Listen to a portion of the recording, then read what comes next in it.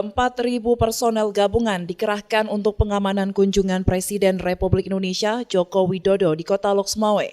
Ribuan personel gabungan tersebut melaksanakan apel gelar pasukan yang dipimpin oleh Panglima Kodam Iskandar Muda, Mayor Jenderal TNI Muhammad Hasan di Stadion PT Arun Loksmawe.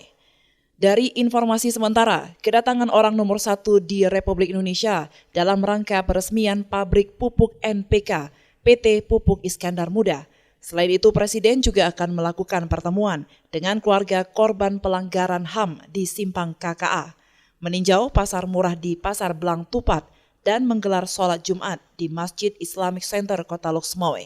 Ribuan personel gabungan tersebut terdiri dari unsur TNI, Polri, serta pihak terkait lainnya yang bertugas mengamankan kunjungan Presiden Joko Widodo ke Aceh.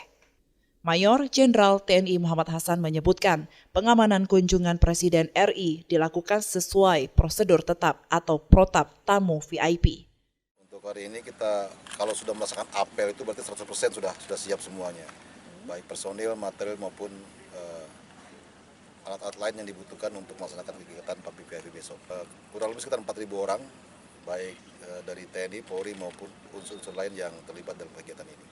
Kita melaksanakan semua protap pengamanan VIP yang ini sama semua diperlakukan seperti itu, sehingga kita melakukan koordinasi dan komunikasi dengan seluruh unsur sehingga seluruh anggota maupun pendukung yang terlibat dalam kegiatan ini mengerti tugasnya, karena pengamanan VIP ini ada pengamanan yang harus maksimal dan tidak boleh ada kesalahan, sehingga seluruh unsur dipastikan mengerti dengan tugasnya. Jadi tidak ada hal khusus, cuman karena protap ini memang sedemikian rupa sudah ada, sehingga kita melaksanakan semua itu dengan sebaik-baiknya.